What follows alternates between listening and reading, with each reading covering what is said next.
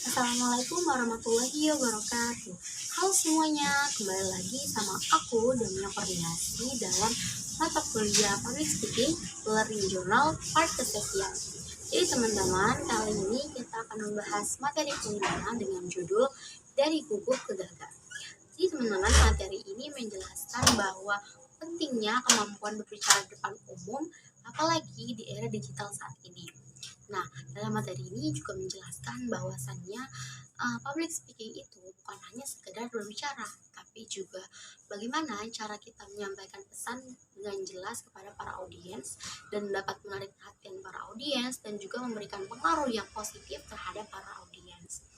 Jadi teman-teman, ada beberapa poin juga dalam materi ini yang dapat membuka wawasan saya, yaitu tentang urgensi daripada public speaking. Yang pertama itu adalah keterampilan berbicara depan umum itu dapat meningkatkan rasa kepercayaan diri kita. Jadi teman-teman, kalau misalkan kita sudah terbiasa berbicara depan umum, sudah pasti itu akan dapat meningkatkan rasa kepercayaan diri kita. Yang kedua itu adalah dapat mempermudah beradaptasi dengan perkembangan teknologi. Dan yang ketiga itu dapat memperkuat komunikasi dalam kerjasama tim. Nah, yang dimaksud dengan memperkuat komunikasi antar kerjasama tim itu, teman-teman, jadi kalau misalkan kita sudah terbiasa berbicara di depan umum, pastinya kita juga dapat berbicara dengan para tim gitu. Saya bekerja sama dengan tim agar tim tersebut dapat bekerja sama dengan baik. Seperti itu teman-teman, kayak gitu.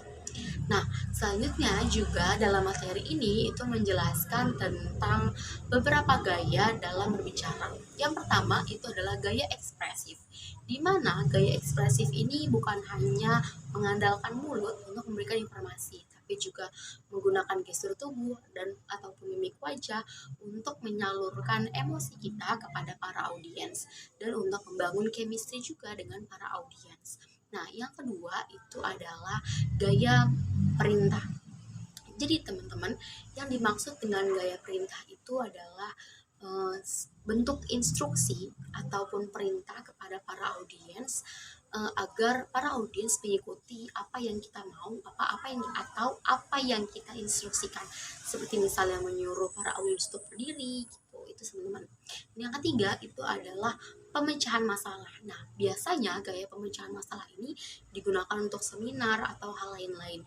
Nah, biasanya tuh isinya seperti kita sedang membahas satu isu atau suatu permasalahan dalam lingkungan kita gitu. Terus kemudian diberikan solusi atau diberikan tips-tips gitu. Itu termasuk dalam gaya pemecah masalah. Seperti itu, teman-teman.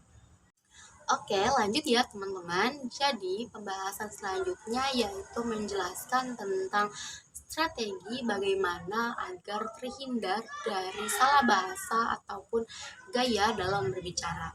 Nah, mungkin ada beberapa hal yang sudah saya jelaskan sebelumnya di video sebelumnya. Yang pertama itu adalah latihan secara rutin.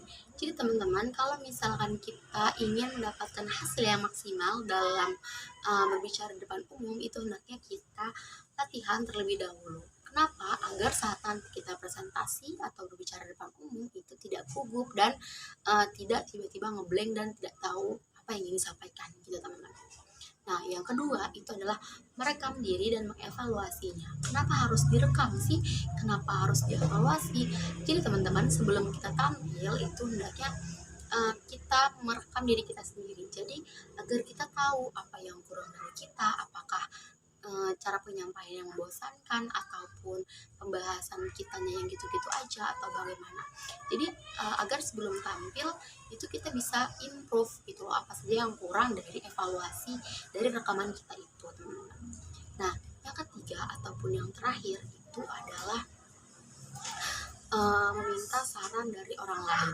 Jadi teman-teman, kalau misalkan kita ingin dapat presentasi yang baik atau berbicara di depan umum dengan baik, itu tidak lupa juga untuk meminta saran dengan teman. Kenapa demikian? Karena kadangkali saran kita atau penilaian kita itu kurang, jadi kita juga harus minta pendapat teman kita. Jadi sebisa mungkin sebelum kita menyampaikan informasi atau memberikan informasi kepada orang lain, itu nanti kita menilai diri kita atau meminta nilai kepada orang lain, gimana cara penyampaian kita, gimana intonasi kita, gimana materi kita gitu teman-teman, agar saat kita benar-benar berbicara depan umum, saat waktunya tiba kita berbicara depan umum, itu kita sudah siap mental, sudah siap fisik, sudah klop lah pokoknya begitu teman-teman. Lanjut ya teman-teman. Jadi lanjut ya teman-teman. Jadi selain itu semua juga seperti yang sudah saya jelaskan, tidak lupa juga untuk menyesuaikan para audiens dan memahami para audiens. Kenapa demikian? Karena teman-teman, kembali lagi, kalau misalkan kita mengetahui atau memperhatikan para audiens kita, kita akan tahu apa yang mereka perlukan, seperti misalnya gaya bicara kita, apakah mudah dimengerti dengan para audiens, ataupun lelucon kita, ataupun motivasi-motivasi kita, ataupun contoh yang mungkin relate sama mereka agar mereka tuh tertarik sama materi kita gitu teman-teman. Jadi gimana caranya agar materi yang kita sampaikan itu dipahami oleh audiens. Jadi segimana bisa mungkin kita juga harus lebih memahami audiens, bagaimana karakternya gitulah teman-teman. Nah, mungkin cukup sekian materi kali ini. Kurang lebihnya mohon maaf jika ada salah kata ataupun salah bahasa ataupun suara-suara yang terdengar di belakang saya ini. Kurang lebihnya mohon maaf. Billahi taufiq wal hidayah. Assalamualaikum warahmatullahi wabarakatuh.